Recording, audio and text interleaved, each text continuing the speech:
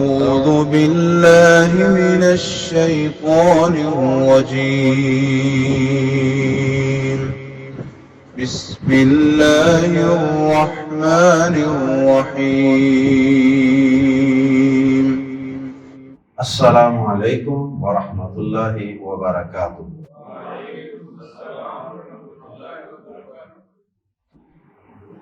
سورۃ بنی اسرائیل مکیہ۔ ان الحمد للہ والصلاة والسلام علی رسول اللہ اما بعد۔ اعوذ باللہ السمیع العلیم من الشیطان الرجیم من ہمزہ ونفخہ ونفثہ۔ بسم اللہ الرحمن الرحیم۔ سبحان الذی اسری بعبدہ لیلا من المسجد الحرام الى المسجد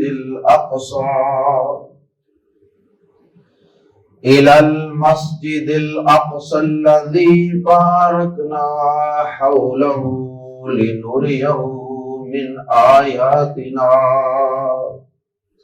إنه هو السميع البصير۔ پیارے نبی جناب محمد رسول اللہ صلی اللہ علیہ وسلم کی حیات طیبہ کے دو بڑے حصے ہیں۔ پہلا حصہ مکی زندگی کہلاتا ہے اور دوسرا حصہ مدنی زندگی، اور اسی مناسبت سے سورتیں بھی کچھ مکی ہیں اور کچھ مدنی ہیں۔ مکی زندگی میں اللہ کے پیارے حبیب صلی اللہ علیہ وسلم کو کافروں کی طرف سے، مکہ والوں کی طرف سے بہت سی پریشانیوں کا، اذیتوں کا، تکلیفوں کا سامنا کرنا پڑا۔ دعوت دین کا سلسلہ جاری و ساری رہا، لیکن کافروں کی طرف سے چند لوگ مسلمان ہوئے، باقی اکثر و بیشتر آپ کی مخالفت میں کھڑے رہے۔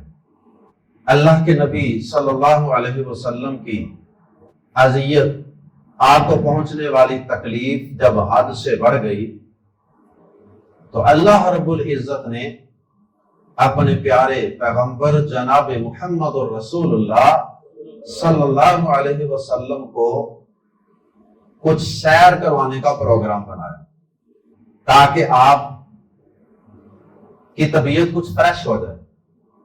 جبریل امین کو بھیجا اور آپ صلی اللہ علیہ وسلم کو آپ کے گھر کی چھت پھاڑ کر آپ کے گھر میں داخل ہوئے، اور نبی صلی اللہ علیہ وسلم کا آپ کو وہاں سے اٹھایا اور پھر مسجد حرام کے اندر حتیم میں لے گئے۔ حتیم میں لے جا کر نبی صلی اللہ علیہ وسلم کا سینہ مبارک چاک کیا، اور پھر اس میں سے آپ کا دل باہر نکالا۔ اور آج کل کے دور میں تو یہ بات سمجھنی اور بھی بہت آسان ہو گئی، اگرچہ یہ ایک معجزہ تھا، لیکن آج کے دور میں تو ڈاکٹر بھی اوپن ہارٹ سرجری کرتے ہیں، پورا سینہ اسی طرح چاک کرتے ہیں، ہڈیاں بھی کاٹتے ہیں اور پھر اندر سے دل نکال کے اس کا آپریٹ کرتے ہیں۔ تو اللہ کے پیارے نبی صلی اللہ علیہ وسلم کے دل کو بھی آپ کے سینہ مبارک سے باہر نکالا گیا اور آپ کے دل کو آب زمزم سے دھویا گیا۔ آب زمزم سے دھو کر پھر اس کے اندر علم و دانش اور حکمت و دانائی کو بھر دیا گیا، اور پھر آپ کے سینہ مبارک کو دوبارہ سی دیا گیا۔ پیارے نبی صلی اللہ علیہ وسلم فرماتے ہیں کہ پھر مجھے یہاں سے ایک تیز ترین سواری پر بٹھایا گیا۔ آخر اللہ پاک نے سیر کروانی تھی نا، اور سیر کروانی تھی مسجد اقصی کی، اور پھر وہاں سے آسمانوں کی مسجد اقصی کا مسجد حرام سے فاصلہ عام جو اس وقت کے ذرائع تھے، اگر ان ذرائع کو استعمال کر کے یہ سفر کیا جائے تو یہ تقریباً 40 دن جانے پہ لگتے ہیں اور 40 دن واپس آنے پہ، یعنی یہ 2 مہینے سے بھی زیادہ وقت کا سفر تھا آنے جانے۔ پیارے نبی صلی اللہ علیہ وسلم فرماتے ہیں کہ اللہ پاک نے ایک خصوصی سواری بھیجی جس کا نام تھا براق۔ براق غالباً برق سے، برق بجلی کو کہتے ہیں، یعنی بجلی کی طرح تیز، اور آپ نے اس کی کچھ صفات بیان بھی فرمائی۔ فرمایا اس کا قد کاٹ وہ گدھے سے کچھ بڑا تھا اور خچر سے کچھ چھوٹا تھا، دونوں کے درمیان اس کا سائز تھا، قد و قامت تھی اس کی۔ مجھے اس پہ بٹھا دیا گیا اور وہ سفید رنگ کا جانور تھا۔ فرمایا کہ اس کی نگاہ جہاں تک جاتی تھی نا وہاں پر اس کا اگلا قدم ہوتا تھا، اتنا تیز تھا وہ۔ جہاں تک نظر وہاں پر قدم، پھر آگے جہاں تک نظر پھر وہاں پہ قدم، اتنی تیزی سے۔ پیارے نبی صلی اللہ علیہ وسلم فرماتے ہیں کہ مجھے مسجد حرام سے مسجد اقصی تک لے جایا گیا اور پھر وہاں پہ جا کر اللہ پاک نے مجھے وہاں مختلف انبیاء کرام سے ملاقات کروائی۔ میں نے مختلف انبیاء کرام کو دیکھا کہ وہ اپنی قبروں کے اندر نماز ادا کر رہے، اور پھر بعض اہل علم کے نزدیک آپ نے آسمانوں کی سیر کرنے سے پہلے ہی وہاں پر انبیاء کرام کی امامت کروائی، اور بعض اہل علم کا خیال یہ ہے کہ یہ امامت واپسی پہ ہوئی۔ اقصی کا معنی بھی سمجھ لیجئے، اقصی قصیٌ سے ہے، قصیٌ سے اس میں تفضیل ہے، سپرلیٹو ڈگری، اقصی۔ تو اقصی کا معنی ہے سب سے دور، بہت دور۔ سوچو کہ وہ مسجد اقصی بہت دور دراز بنی تھی تو اس کا نام اقصی پڑ گیا، ممکن ہے آبادی سے دور ہونے کی وجہ سے۔ اللہ اکبر۔ تو نبی صلی اللہ علیہ وسلم کو مسجد اقصی سے پھر آسمانوں پہ لے جایا گیا، پہلا آسمان، دوسرا آسمان، تیسرا، چوتھا۔ تو مختلف آسمانوں پہ مختلف انبیاء کرام سے اللہ پاک نے آپ کی ملاقات کروائی، تعارف ہوا، اور پھر اللہ پاک آپ کو سدرۃ المنتہا تک لے گیا جس سے آگے کوئی نہیں جا سکتا، اور پھر وہاں پر اللہ پاک نے پیارے نبی صلی اللہ علیہ وسلم کو جبریل امین اپنی اصلی شکل میں دکھایا، جیسا کہ واقعہ معراج کے تذکرے میں سورہ نجم کے اندر اس کی وضاحت موجود ہے۔ اس کی انشاءاللہ مزید کچھ تفصیلات ہم وہاں پڑھیں۔ نبی صلی اللہ علیہ وسلم کو جنت اور جہنم کی سیر بھی کروائی، کچھ جنت کے مناظر دکھائے گئے، کچھ جہنم کے مناظر دکھائے گئے، اور پھر اس کے بعد آپ کو اسی سفر میں اللہ پاک نے 5 نمازوں کا تحفہ بھی عطا کیا، جو پہلے 50 تھی پھر کم کرتے کرتے 5 رہ گئے، اور پھر نبی صلی اللہ علیہ وسلم کو سورۃ البقرہ کی آخری 2 آیات، سورۃ الفاتحہ جیسی عظیم آیات اور زبردست سورۃ الفاتحہ بھی اسی سفر میں عطا فرمائی۔ اللہ اکبر۔ پھر نبی صلی اللہ علیہ وسلم واپس تشریف لائے، اور یہ سارا سفر کتنے عرصے میں ہوا؟ قرآن مجید نے الفاظ استعمال کیے ہیں لیلاً، جس کا معنی ہے رات کے کچھ حصے میں۔ لیلاً چونکہ نکرہ ہے، اس وجہ سے اس کا ترجمہ ہے رات کے کچھ حصے میں، تھوڑے سے حصے، پوری ایک رات بھی نہیں لگی۔ اللہ اکبر۔ مسجد حرام سے مسجد اقصی تک جانے کا جو سفر ہے یہ ایک فیز ہے، پارٹ 1 ہے۔ اس سفر کو کہتے ہیں اسراء، اور اسی مناسبت سے سورت کا نام بھی، دوسرا نام سورۃ الاسراء۔ اور اسراء کا معنی راتوں رات چلے جانا یا راتوں رات لے جانا۔ اور اس کے بعد مسجد اقصی سے یا بیت المقدس سے اللہ پاک کا آپ کو آسمانوں تک ایک سیڑھی کے ذریعے لے جانا۔ معراج کا معنی ہوتا ہے سیڑھی، بلندی، معراج اوپر چڑھنے کا آلہ، سیڑھی، معراج سے مراد بھی یہی ہے، بلندی۔ تو اللہ پاک پھر وہاں سے آپ کو بلندی پہ لے گیا۔ تو وہ جو دوسرا پارٹ ہے مسجد اقصی سے سدرۃ المنتہا تک، اسے کہتے ہیں معراج۔ تو دونوں کو ملا کر، اس پورے سفر کے دونوں حصوں کو ملا کر پورے سفر کو کہتے ہیں اسراء و معراج، واقعہ اسراء و معراج۔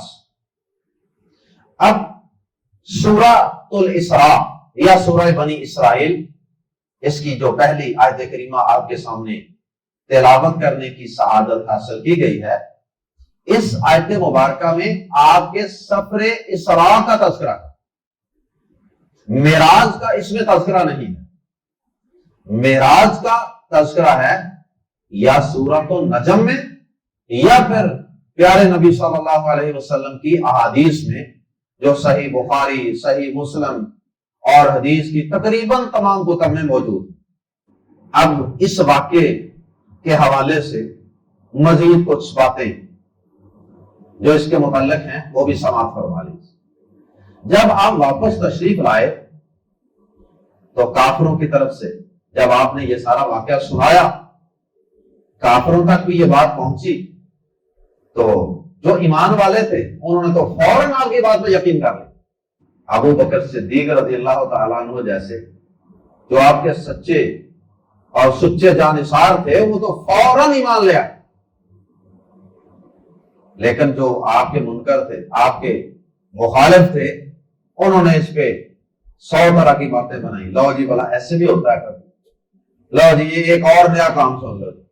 اب اللہ پاک نے نبی صلی اللہ علیہ وسلم پہ یہ آیت مبارکہ نازل فرما کے ان اعتراض کرنے والے لوگوں کو جواب دیا، اور جواب اللہ پاک نے کن الفاظ میں دیا؟ سبحان الذی کے الفاظ سے آغاز فرمایا آیت۔ بعض مسلمانوں میں بھی ایسے لوگ موجود ہیں کہ جنہوں نے کہا کہ یہ واقعہ نبی صلی اللہ علیہ وسلم کا یہ جو واقعہ ہے اسراء و معراج، یہ خواب کی شکل میں ہوا، حتیٰ کہ چند صحابہ نے بھی یہ بات کہی کہ یہ واقعہ خواب کی حالت میں پیش آیا۔ لیکن اکثر اہل علم کا اور اکثر صحابہ کا یہی موقف ہے کہ یہ واقعہ معراج یہ جسم اور روح دونوں کے ساتھ پیش آیا۔ آپ کو جسم کی حالت میں، بیداری کی حالت میں، آپ کو بیداری کی حالت میں جسم سمیت آسمانوں پہ لے جایا گیا۔ اور علامہ شنقیطی رحمہ اللہ بہت بڑے عالم دین گزرے ہیں، مفسر قرآن ہیں، انہوں نے پھر ان دونوں قسم کے جو موقف ہیں، نظریات ہیں، ان دونوں کے درمیان تطبیق بھی کی ہے۔ انہوں نے کہا کہ ایسا بھی ہو سکتا ہے کہ نبی صلی اللہ علیہ وسلم کو پہلے واقعہ معراج خواب میں دکھایا گیا ہو، پہلے آپ کو آسمانوں کی سیر، مسجد اقصی کا وزٹ خواب کی حالت میں کروایا گیا ہو، اور پھر بعد میں اللہ پاک نے جسم اور روح دونوں کو بیداری کی حالت میں لے جا کر ساری سیر کروائی۔ دونوں باتیں ہی ایٹ اے ٹائم بھی درست ہو سکتی، جیسے اس کی مثال بھی ہے، جیسے نبی صلی اللہ علیہ وسلم کو اللہ پاک نے پہلے خواب دکھایا، جب آپ مدینہ منورہ تشریف لے گئے تو پھر وہاں اللہ پاک نے آپ کو خواب دکھایا، لَتَدْخُلَنَّ الْمَسْجِدَ الْحَرَامَ انشاءاللہ۔ آپ کو خواب دکھایا گیا کہ ہم مسجد حرام میں عمرہ کرنے کے لیے گئے ہوئے اور ہم وہاں اپنے سر مونڈ رہے ہیں۔ پہلے یہ واقعہ آپ کو خواب میں دکھایا گیا، اور پیغمبر کا خواب بھی چونکہ وہی ہوتی ہے تو در حقیقت یہ خوشخبری تھی آپ کو کہ آپ عنقریب اپنے صحابہ کے ساتھ بیت اللہ کا طواف کریں گے، عمرہ کریں گے، بال منڈوائیں گے۔ تو یہ ایک اس کی مثال ہے کہ پہلے اللہ پاک نے خواب میں دکھا دیا عمرہ کرنا، اور بعد میں پھر فزیکلی سچ مچ عمرہ کروانے کا اللہ پاک نے سارا منظر بھی آپ کو دکھا دیا۔ تو اسی طرح یہ بھی ممکن ہے کہ پہلے اللہ پاک نے خواب بھی دکھایا ہو، اور خواب دکھانے کے بعد آپ کو خواب میں ایک قسم کی یوں سمجھ لیں کہ آپ کو بریفنگ دی گئی کہ ایسے ایسے ہوگا، اور پھر اس کے بعد آپ کو سچ مچ لے جایا گیا۔ تو بہرحال یہ بات تو یقینی ہے کہ یہ واقعہ صرف خواب میں پیش نہیں آیا، جسمانی طور پہ بیداری کی حالت میں یہ واقعہ لازماً پیش آیا ہے، باوجود اس کے کہ یہ خواب میں بھی پیش آیا ہو، لیکن جسمانی طور پہ اس واقعے کا انکار کرنا یہ کسی صورت بھی درست نہیں۔ اس کی چند دلیلیں سماعت فرمائیں۔ سب سے بڑی دلیل تو یہ ہے کہ نبی صلی اللہ علیہ وسلم جب واپس تشریف لائے تھے معراج سے تو کافروں کی طرف سے اعتراض کیا گیا تھا کہ اب اگر یہ خواب کی حالت میں آپ کو سیر کروائی جاتی تو کیا اس میں کافروں کو اعتراض کرنے کی ضرورت تھی؟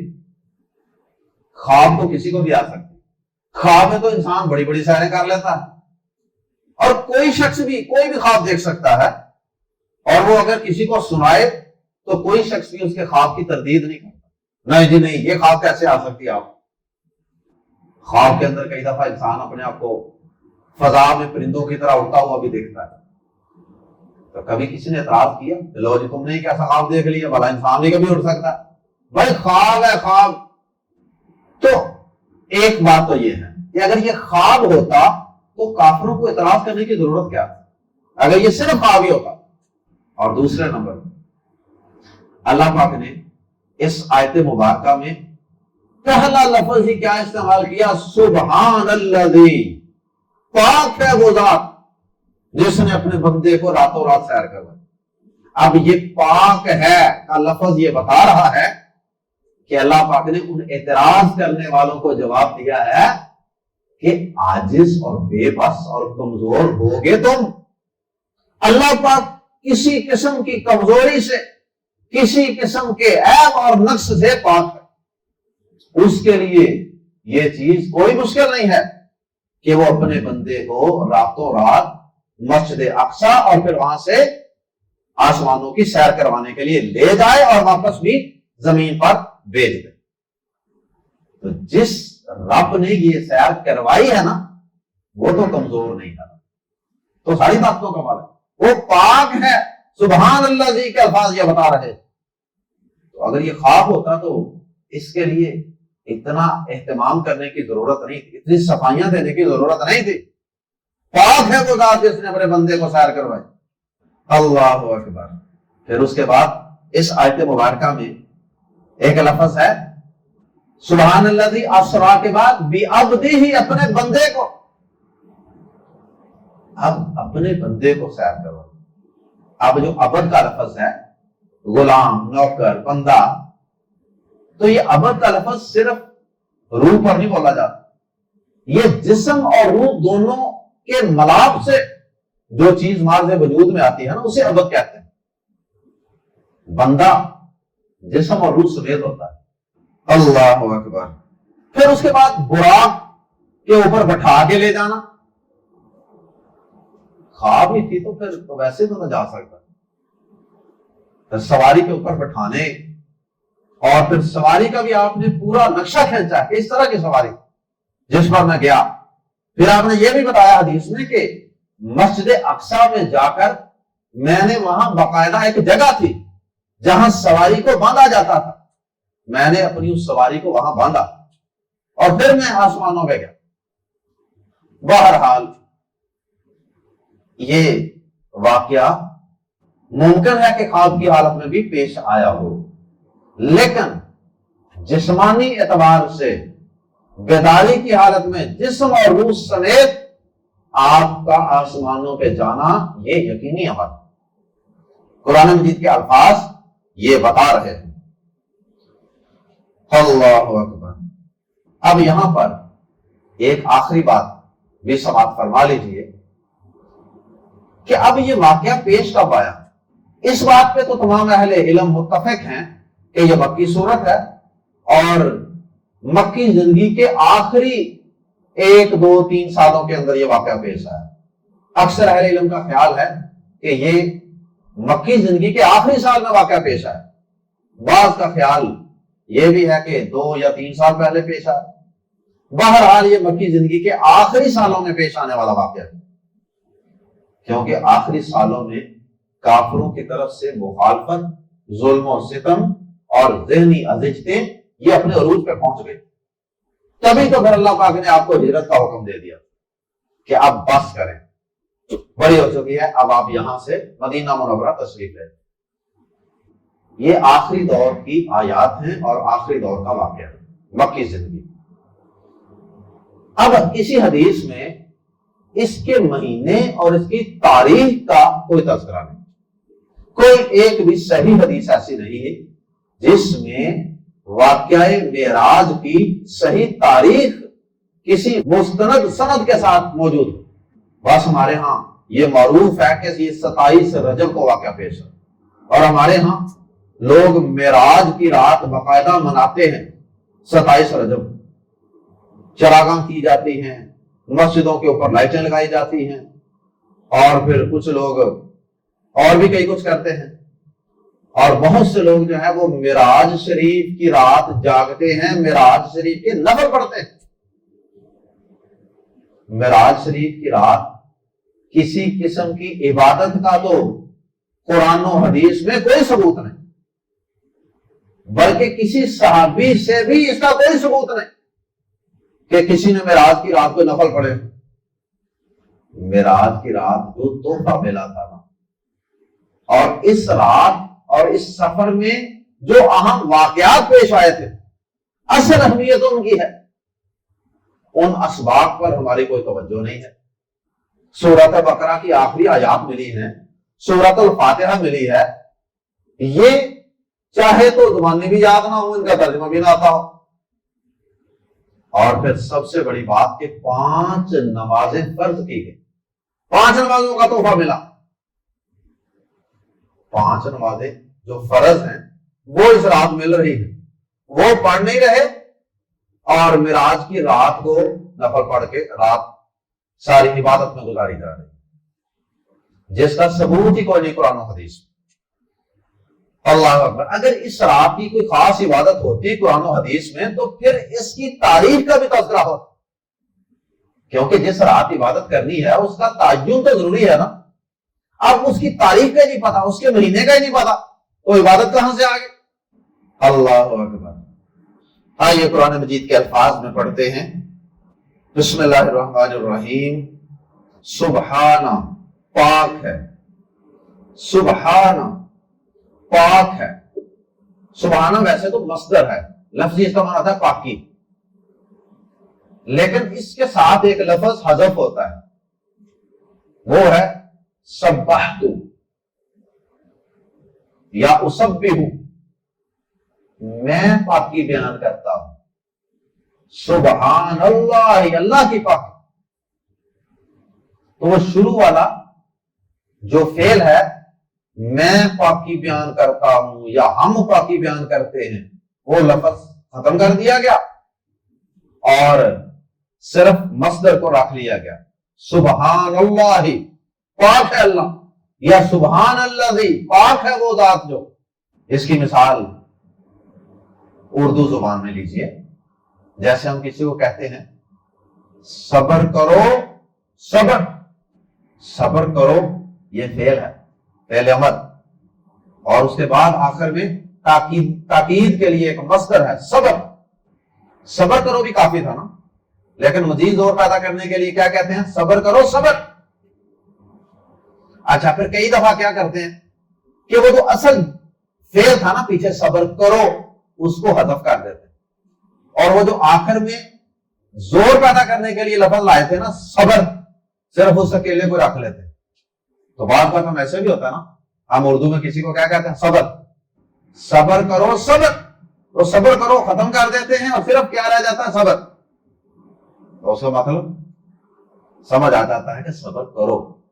اسی طرح یہاں بھی ایسے ہی ہے. سبحان اللہ جو ہم پڑھتے ہیں نا، سبحان اللہ، اس کا لفظی معنی ہے اللہ کی پاکی، لیکن اس کے ساتھ ایک لفظ حذف ہے. وہ کیا ہے؟ سبحت سبحان اللہ یا اسبح سبحان اللہ.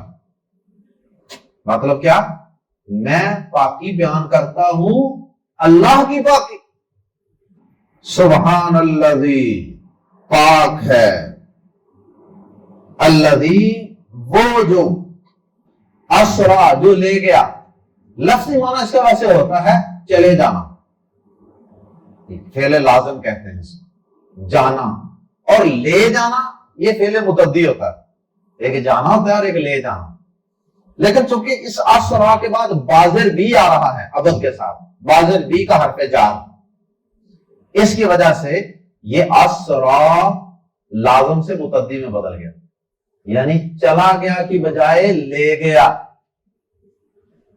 تو سبحان الذی اسرا، پاک ہے وہ ذات جو لے گیا، بھی کو عبدی، بندہ، ہی اپنا، بھی عبدی، ہی اپنے بندے کو. پاک ہے وہ جو اپنے بندے کو لے گیا، لیلن، رات کے ایک حصے میں.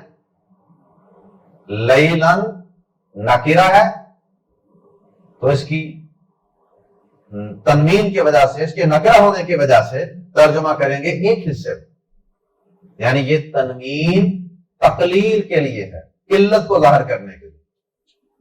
لیلن، رات کے کچھ حصے میں یا ایک حصے میں، من المسجد الحرام، مسجد حرام سے.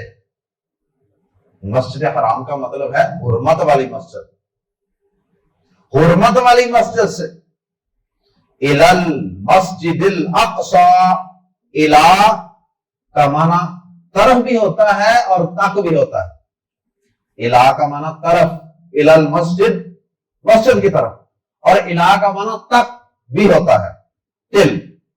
تو یہاں تک کے معنی میں ہے الی المسجد الاقصی، مسجد اقصی تک. یا اس کا ترجمہ کر سکتے ہیں، اقصی کا اگر ترجمہ کریں گے تو ترجمہ یہ کریں گے الی المسجد الاقصی، بہت دور کی مسجد تک. اقصی یہاں الف کے ساتھ لکھا ہوگا، اور یہ چھوٹی آ کے ساتھ بھی لکھا جاتا ہے، چھوٹی آ لگا کے سواد کے اوپر کھڑی زبر. ہمارے ہاں اکثر ایسے لکھا جاتا ہے. تو یہ صرف رسم الخط کا فرق ہے، ایک سٹائل ہے لکھنے کا. المسجد الاقصی، بہت دور کی مسجد تک، یہ مسجد اقصی تک. الذی، جو، بارکنا، ہم نے برکت دی، حولہ، اس کے ارد گرد، حول ارد گرد، سراؤنڈنگ. بارکنا، ہم نے برکت دی، حولہ، اس کے گرد و نواح میں. اس سے مراد ملک شام ہے. ملک شام کے اندر یہ مسجد اقصی تھی، اس وقت سارے علاقے کو ملک شام کہتے تھے، اور اس کے اندر یہ مسجد اقصی تھی. اور یہ مسجد اقصی کی عظمت اور اس کی شان کی طرف اشارہ ہے کہ اس مسجد کی طرف جو یا جس میں ہم نے برکت دی، حولہ، اس کے ارد گرد. اور قرآن مجید میں اللہ پاک نے اس علاقے کے، ملک شام کے برکت ہونے کا کئی مقامات پہ تذکرہ فرمایا. ایک تو اس مسجد کو اس زمین پر دوسری مسجد ہونے کا شرف حاصل.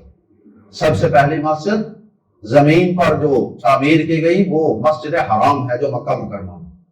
ان اول بیت وضع للناس للذی ببکہ. اور نبی صلی اللہ علیہ وسلم سے پوچھا گیا کہ اس کے بعد دوسری مسجد کون سی بنی؟ آپ نے فرمایا مسجد اقصی. فرمایا درمیان میں دونوں کے کتنا وقفہ تھا؟ فرمایا 40 سال. تو مسجد حرام کے 40 سال بعد مسجد اقصی تعمیر ہوئی. اس مسجد کو یہ اعزاز حاصل ہے کہ اس میں چاروں آسمانی کتابوں کی تلاوت ہوئی، کیونکہ نبی صلی اللہ علیہ وسلم نے بھی تمام انبیاء کی امامت کروائی تھی، تو وہاں قرآن کی تلاوت کی ہوگی. اور اس سے پہلی جو کتابیں تھی تورات، انجیل، زبور، وہ ساری بھی اس مسجد میں پڑھی گئی. اور بنی اسرائیل کے پیغمبر اکثر اس علاقے کے اندر پیدا ہوئے. تو اللہ پاک نے اس مسجد کے گرد و نواح کے علاقے کو، یعنی اس ملک کو، اس علاقے کو ظاہری اور مادی برکتوں سے بھی نوازا تھا. وہاں پہ چشمے، وہاں پہ نہریں، وہاں پہ پھل. اور پھر اللہ پاک نے باطنی اور روحانی اعتبار سے بھی اس علاقے کو بڑی برکتوں سے نوازا. اللہ پاک نے وہاں بہت سے پیغمبر بھیجے. کئی پیغمبر اس مسجد اقصی کے اندر نمازیں پڑھتے رہے. اور پھر اللہ پاک نے وہاں سارے نبیوں کو باجماعت نماز پڑھانے کا بندوبست بھی فرمایا. اور وہ اس کی امامت پیارے نبی صلی اللہ علیہ وسلم نے فرمائی. اس لیے آپ کا ایک لقب امام الانبیاء بھی مشہور ہے، امام الانبیاء صلی اللہ علیہ وسلم. اور حدیث کے اندر ایک اور فضیلت بھی آتی ہے، اور وہ یہ ہے کہ مسجد حرام میں ایک نماز 1,00,000 نماز کے برابر اجر رکھتی ہے. اور پیارے نبی صلی اللہ علیہ وسلم کی مسجد، مسجد نبوی، وہ 1,000 نماز کے برابر ثواب رکھتی ہے. اور بعض روایات کے مطابق مسجد اقصی میں پڑھی گئی نماز 500 نمازوں کے برابر اجر و ثواب رکھتی ہے. اور عموماً یہ کہا جاتا ہے کہ مسجد اقصی جو ہے وہ قبلہ اول ہے، لیکن صحیح بات یہ ہے کہ وہ قبلہ اول نہیں ہے. قبلہ اول تو مسجد حرام ہے. سب سے پہلا قبلہ وہ مسجد حرام. کچھ وقت کے لیے عارضی طور پہ درمیان میں آپ نے 16-17 مہینے کے لیے مسجد اقصی کی طرف منہ کر کے نماز پڑھی، تو وہ قبلہ اول نہیں ہے، وہ قبلہ ثانی ہے. سب سے پہلا قبلہ وہ مسجد حرام، پھر بعد میں مسجد اقصی، پھر دوبارہ مسجد حرام. تو پہلا اور آخری قبلہ وہ مسجد حرام ہی ہے. اور پھر اس مسجد اقصی کی ایک اور فضیلت بھی ہے، اور وہ یہ ہے کہ پیارے نبی صلی اللہ علیہ وسلم نے جن 3 مسجدوں کے لیے باقاعدہ اہتمام کر کے سفر کرنے کی اجازت دی ہے ثواب کی نیت سے، ان میں سے ایک مسجد مسجد اقصی بھی. ایک مسجد حرام، ایک مسجد اقصی، اور ایک پیارے نبی صلی اللہ علیہ وسلم کی مسجد مسجد نبوی. آپ نے فرمایا ان 3 جگہوں کے علاوہ کوئی اس زمین پر ایسی جگہ نہیں ہے کہ جہاں ثواب کی نیت سے سفر کرنا جائز ہو. نہ کوئی شہر، نہ کوئی مدرسہ، نہ کوئی عام مسجد، نہ کوئی دربار، نہ کوئی قبر، نہ کوئی آستانہ، کوئی ایسی جگہ نہیں کہ جہاں آدمی یہ سمجھے کہ میں وہاں سفر کر کے جاؤں گا تو ثواب ہو. ہاں، ان 3 مسجدوں میں سے آپ کسی مسجد کی طرف بھی ثواب کی نیت سے سفر کریں گے تو آپ کو اللہ تعالیٰ اجر و ثواب بھی عطا فرمائے گا، اور آپ کا یہ سفر جائز بھی ہے. فرمایا الذی، جس کو بارکنا، ہم نے برکت دی، حولہ، اس کے ارد گرد. الذی بارکنا حولہ، جس کے ارد گرد کو ہم نے برکت دی. لی، تاکہ یہ اسراء اور معراج کروایا کیوں گیا تھا؟ لی، تاکہ نوریہ، ہم دکھائیں. لی نوریہ، تاکہ ہم دکھائیں. نوریہ کا جو شروع میں نون ہے نا، یہ جمع متکلم کا نون ہے، اس کا ترجمہ کریں گے ہم. لی نوریہ، تاکہ ہم دکھائیں ہو سے. ہو کی ضمیر لوٹ رہی ہے عبد کی طرف، بندے کی طرف. اور یہ اللہ پاک نے جو بندے کا لفظ استعمال کیا ہے، یہ بھی بڑی محبت کا اظہار کیا اللہ پاک. اپنے بندے کو ہم نے سیر کرنا، اور یہ بندہ ہونا، غلام ہونا، یہ نبی کے لیے بھی باعث فخر ہوتا ہے۔ ایک مقام ہے مقام الوہیت، الہ ہونے کا مقام، وہ صرف اللہ پاک کے لیے جائز۔ نبی کو عبودیت کے مقام سے اٹھا کر الوہیت کے مقام پر لے جانا، یہ نبی کی شان بڑھانے والی بات نہیں ہے، یہ نبی کی شان کم کرنے والی بات، یہ نبی کی بھی گستاخی اور اللہ کی بھی گستاخی۔ اس لیے اللہ پاک نے اپنے نبی کو صلی اللہ علیہ وسلم کو قرآن مجید میں پیار سے، محبت سے اور آپ کی شان بیان کرتے ہوئے، آپ کی بڑائی کرتے ہوئے آپ کو اکثر مقامات پہ عبد کہا۔ قرآن مجید میں ایک نہیں کئی مقامات، اور پھر صحیح بخاری کی حدیث بھی ہے، آپ نے فرمایا کہ لوگوں مجھے میرے مقام سے اس طرح نہ بڑھانا جس طرح عیسائیوں نے عیسیٰ علیہ السلام کو ان کے مقام سے بڑھا کر اللہ کا بیٹا ہی بنا دیا، الہ بنا دیا تھا۔ عبودیت کے مقام سے، نبوت کے مقام سے اٹھا کر الوہیت کے مقام پر پہنچا دیا تھا۔ میرے ساتھ تم ایسا نہ کرنا، بلکہ تم مجھے میرے مقام پر ہی رہنے دینا۔ اور ساتھ آپ نے کیا فرمایا؟ ساتھ آپ نے فرمایا انما انا عبد اللہ ورسولہ، یاد رکھو کہ میں اللہ کا بندہ اور اس کا رسول، یہ ہے میرا مقام، تو مجھے میرے اس مقام سے بڑھا چڑھا کر اللہ سے نہ ملا دینا۔ یہ صحیح بخاری کی حدیث۔ لِنُرِيَهُ، تاکہ ہم دکھائیں اسے، یعنی اپنے بندے کو، اور بندے سے مراد جناب محمد رسول اللہ صلی اللہ علیہ وسلم، من آیاتنا، اپنی نشانیوں میں سے کچھ، من کی وجہ سے ترجمہ کریں گے کچھ یا بعض، من آیاتنا، اپنی نشانیوں میں سے کچھ۔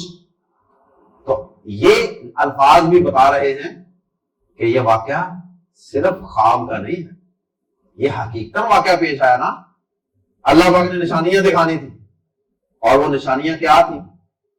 مثلا آپ کے گھر کی چھت کا پھٹنا، پھر آپ کو وہاں سے اٹھا کے حتیم میں لے جانا، پھر آپ کا سینہ مبارک چاک کرنا، پھر آپ کے دل کو نکالنا، پھر اس کو دھونا، پھر اس میں علم و حکمت سے اس کو بھر دینا، پھر براق سواری کا اہتمام، پھر اس پہ بٹھا کر آنن فانن رات کے کچھ حصے میں ہی مسجد اقصی تک لے جانا، انبیاء کی امامت کروانا، ہر آسمان پہ کچھ نبیوں سے ملاقات، اور پھر جنت اور جہنم کا دیکھنا، جبریل امین کو اپنی اصلی شکل میں دیکھنا۔ یہ ساری کیا تھی؟ نشانیاں تھی، تاکہ ہم دکھائیں اس کو اپنی نشانیوں میں سے کچھ نشانی۔ انہو، بے شک وہ، ہوا وہ ہی، بلا شبہ وہ ہی، السمیع، سب کچھ سننے والا ہے، البصیر، سب کچھ دیکھنے والا ہے۔ اس معراج کے سفر کے بعد جن ایمان والوں نے فوراً آپ کے اس سفر کی تصدیق فرما دی، اللہ ان کی باتوں کو بھی سن رہا ہے، دیکھ رہا ہے، اور جنہوں نے انکار کر دیا، اعتراضات کر دیے، اللہ پاک ان کی باتوں کو بھی سننے والا۔ دونوں کے رد عمل کے مطابق، دونوں کے طرز عمل کے اور ریئیکشن کے مطابق اللہ پاک ان کو قیامت کے دن جزا سے یا سزا سے نوازے گا، کیونکہ وہ سب کچھ دیکھ رہا ہے، سن رہا ہے۔ اللہ پاک ہمیں انبیاء کرام کے ذریعے رونما ہونے والے معجزات پر صحیح معنوں میں ایمان لانے کی توفیق عطا فرمائے۔ اللہ پاک ہمیں واقعہ معراج سے جو ملنے والے اسباق ہیں، جن میں سے سب سے بڑا اور بنیادی سبب وہ ہے 5 وقت نماز، اللہ ہمیں 5 وقت نماز پڑھنے کی توفیق عطا فرمائے۔ سبحانک اللہم و بحمدک، اشہد ان لا الہ الا انت، استغفرک و اتوب الیک۔